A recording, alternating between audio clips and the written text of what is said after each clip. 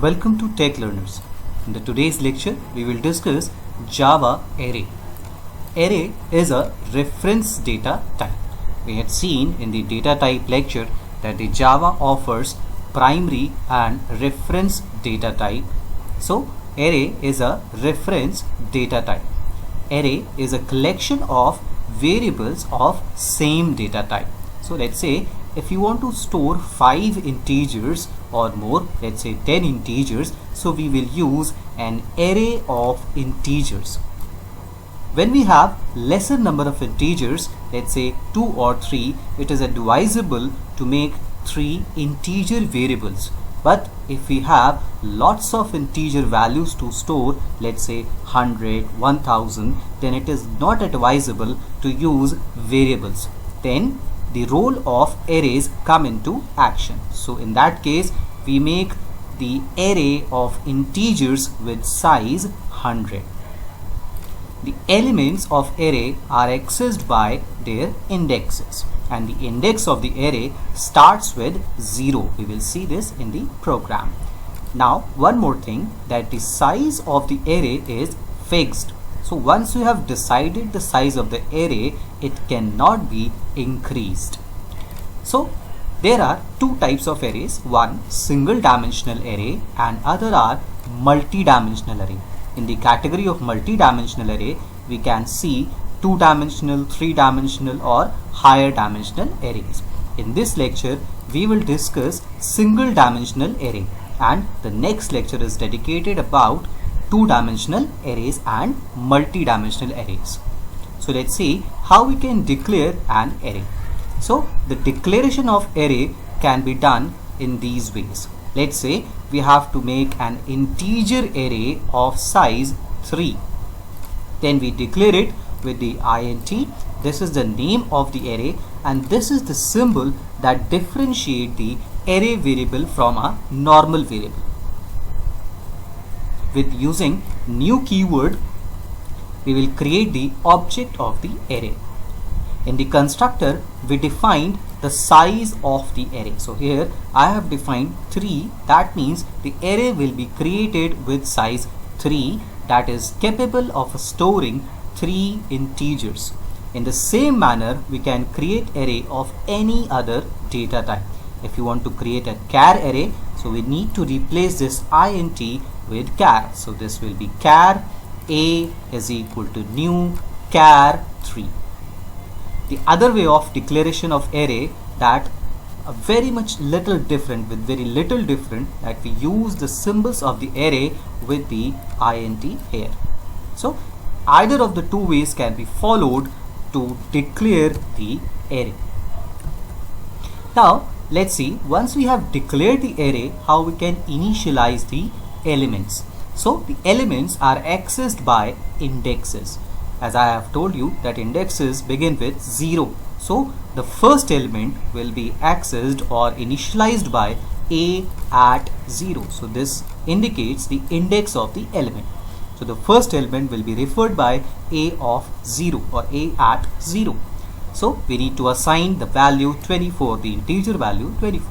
The second element of the integer array will be referenced by the index 1. So we are assigning 3 as the second integer value. Excuse me. The third integer variable will be accessed into the array by the index 2. So we are assigning a value 56 to the integer array. If we know the values of the variables prior, we can also declare and initialize at same time. So this can be done using this syntax.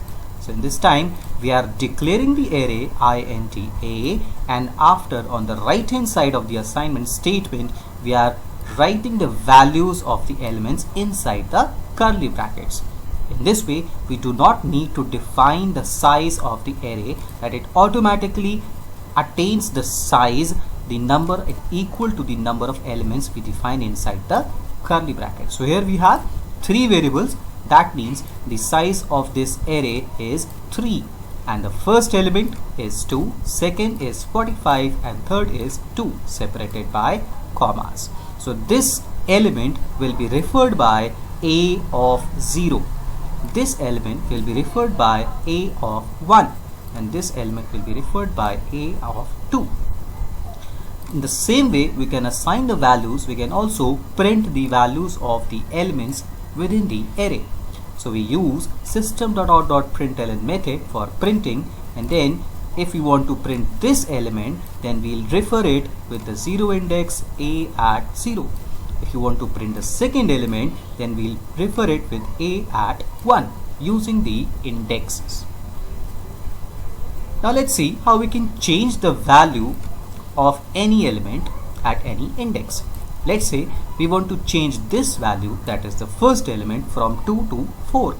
As we know that this element will be referred by 0 index, so we will write a0 and then we will assign the new value to the element. So in this way, the first element is changed from 2 to 4. So in this lecture, we will discuss about a single dimensional array. Let's see the program and how we can initialize and how we can accept the values and print the values inside the array.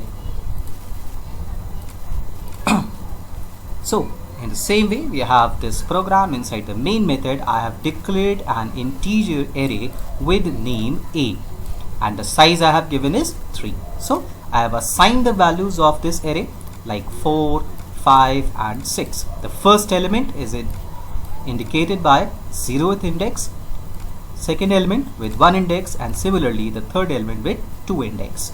So in this way, we can declare the array and we can initialize the values of the array. In the same way, we can print the values of the elements. So this is how we can print the elements with the help of the indexes. So let me compile this and show you the output.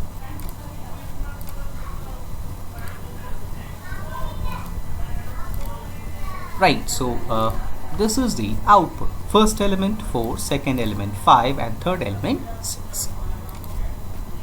The arrays are very much useful when we have large number of similar data values to store. Now let's talk about the second method of initializing the values. So if we want to initialize the values, so let me show you that this can be done if we know the elements prior. So this was the second way of declaring the array, and in this way I have directly assigned the values. So here I do not need to assign the size of the array. So here we have 3 elements, so the size of this array will be 3. We can also use loop to accept the values, store the values, initialize the values or print the values of the array. So we have this. Let me show you. This length attribute of the array will return the length or size of the array. In this B, we can see that the size of the array is 3. So this will return b.length will return 3. So now we need to run a loop from 0 to less than 3 because the indexes begin with 0. So this is 0 index, this is 1 index and this is 2 index. So we need to run the loop till less than the length of the array. So if the length of the array is 5, then we will run the loop from 0 to 4. If the length of the array is 15, then we run the loop from 0 to 14. In the same way, this is a loop from I is equal to 0 to I is less than b dot length, that is till less than 3. And just to print, we will assign index as I. So this will change. If you are not aware about the looping statements, then please watch my other video that is based on for and other loops. So let me compile this and show you the output. So this is the second output, right? So now let me discuss if we want to change the value of any element into the array. Let's say if you want to change the value here from 2 to 5, then how this can be done? We simply need to access this element with the help of the index. So the index of this element is 1. Yes, we'll start from 0 and this is 1. So we'll access the element by be at 1. So this is the index, and then we'll assign the new value. In the same manner, we can change the values of any element into the index. So let me compile and show you that this value is changed from 2 to 5. So this is compilation, and we are having the output, right? You can see this value 2 is changed to 5. So previously we had 1, 2 and 3, and now we have 1, 5 and 3. So this is how you can change the values of any element into the array. Normally we use arrays by accepting the values from the user. Now if you want to accept the values from the user, then we need to use the scanner class. To use the scanner class, we need to import the scanner class into our program. So this importation is required to use the scanner class. If you do not know how to take input using scanner class, please watch the video separately I have made for the user input using scanner class. So let me hope that you understand that how we can use the scanner class. So here I have created the object of our scanner class. Let's assume that we want to accept some marks in some subjects from the user, and then we want to add those marks and find out the sum and average of all marks into those subjects. So first we will just declare an array with marks. Remember, right now I have not defined the size because we want to take the size from the user. Then I'll print a message to the user, please enter the number of subjects. We'll accept the number of subjects into the variable sub using next int method. Now this is the line we are mentioning the size of the array. So this was the declaration of the array, and here I am creating the object assigning the size to the array. So the size is sub.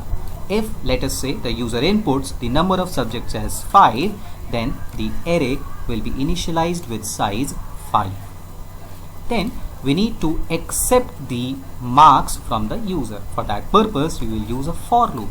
From I is equal to 0 to I is less than marks dot length. Remember, we have talked about the length attribute, so this will return the length. So if number of subjects was 5, so this will return you 5. So the loop will run from 0 to less than 5, that is 0 to 4.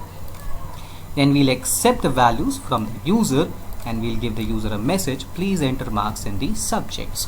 Now remember, here I have used I plus 1 because we want to print number of subjects from 1, 2, 3, 4, 5.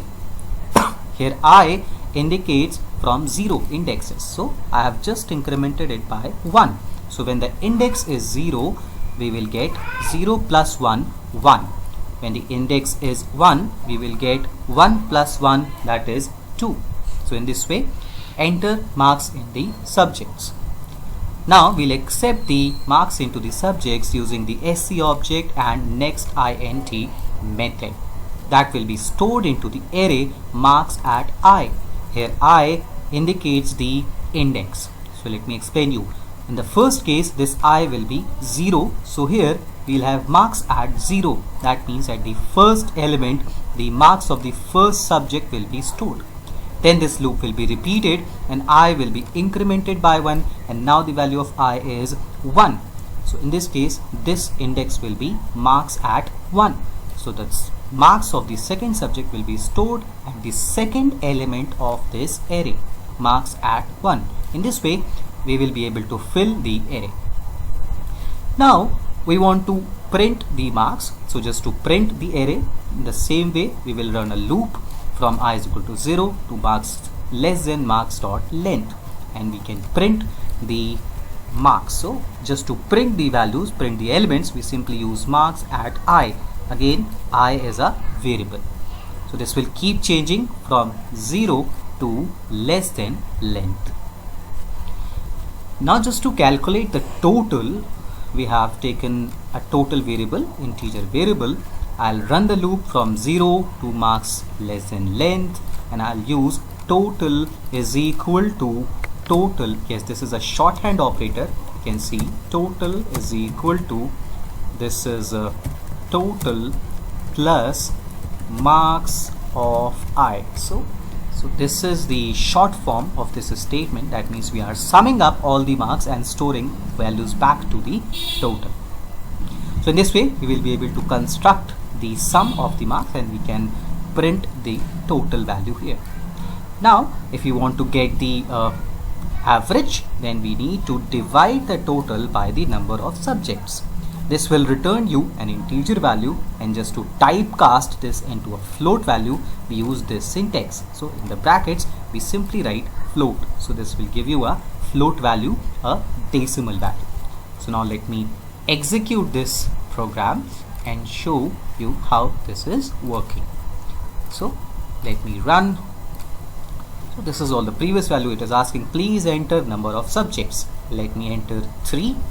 So now it is asking enter marks in subject 1. Remember, this is asking 1. How it is done? When I have used I plus 1. So let me enter the marks into the first subject. Let me enter 12. Then it is asking enter marks in subject 2. I have entered 12. And then again I have asked enter marks in subject 3. Let me enter 13. So you can see the first marks 12, second is 12, third is 13. So marks in subject 1, it is printing 12, marks in subject 2, 12, marks in subject 3, 13. The total marks 37 and the average is 12.333. This is just because we have typecasted the division with the help of the float data type. So this is how we can accept the value. This is how we can declare an array. This is how we can declare an array, initialize the value directly or initialize the value by the help of the user input. Then we can perform changes to the array, then we can perform some operations on the array, and in the same way you can use any different data type array. You can use char array, you can use a string array, you can use float array. You just have to change this data type from int to the particular data type like float. So you need to change this to float and this to float, and rest things are same. So I hope you have understand how we can use the arrays into the Java program. You are feel free to comment and ask your queries. So that's it for the today's lecture. In the next lecture we will discuss about double dimensional arrays. I hope you are liking the videos. So for more videos in Java programming and technology, please subscribe the channel. Thank you so much.